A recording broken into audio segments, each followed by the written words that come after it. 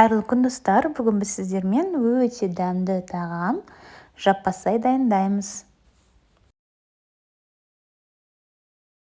Ең алдымен қамырын илеп дайындап қоямыз. Ол үшін жылы суға тұз, бір жұмыртқа қосып, жақсылап араластырып, онда аз мөлшерден сала отырып, қамыр илейміз.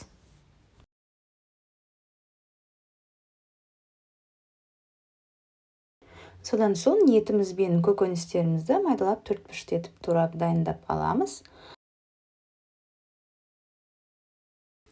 Қызып тұрған сұйық майға етті қосып, кішкене қызырғанша қуырамыз. Соның арасында қамырымызды бір қайтара басып қоямыз. Қамырымыз сонда әдемі болып жайылады және пакетке салып қоюға болады. Етіміз қызарғаннан кейін пияз бен сәбізді қосып 3-4 минуттай қуырамыз. Үстіне болгар бұрышын, қызанағымызды қосып, араластырып қуырып аламыз. Үстіне қалауынша зіра қоссаңыздар болады. Сонымен қатар картопымызды салып, тұзды саламыз, бір араластырып аламыз. Енді үстінен қалауынша дәмдеуіштер қоссаңыз болады. Менде сарымсақ пен кептірілген кинза қостым. Ал енді картоптың бетін жауып тұратындай салқын суды құйып, оттың астын орташаға қойып, арасында қамыр жайып аламыз. Қамырды өте жұқа етіп жаямыз, бешбармақтың қамырын жайғандай.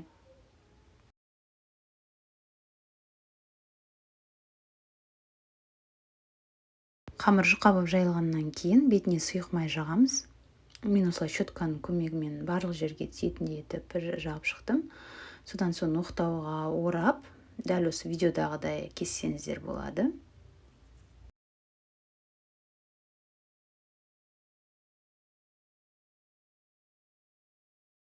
Содан соң тағамыздың тұзын көріп аламыз. Егер аздық болса, қоссаңыздар болады. Содан соң қамырымызды біртіндеп бір-бірінің үстіне осылай видеодағыдай салып шығамыз. Барлығын салып болғаннан соң қазанымыздың қақпағын жауып, орташа отта 30 минутта пісіреміз. Менде плитамның ең жоғарғысы 9, енді 3 дегенге қойып пісіріп алдым. Дайын болды жарты сағаттан кейін. Осылай қамырды ыдысымызға шет-шетіне қойып шығамыз жеке-жеке. Ал ортасына жаңағы ет пен көкөністерімізді салып шығамыз. Өте дәмді тағам, отбасыларыңызға ұнайтыны сөзсіз. Салмасын қамырдың ортасына салып жей бересіздер. Назарларыңызға рахмет. Ас болсын.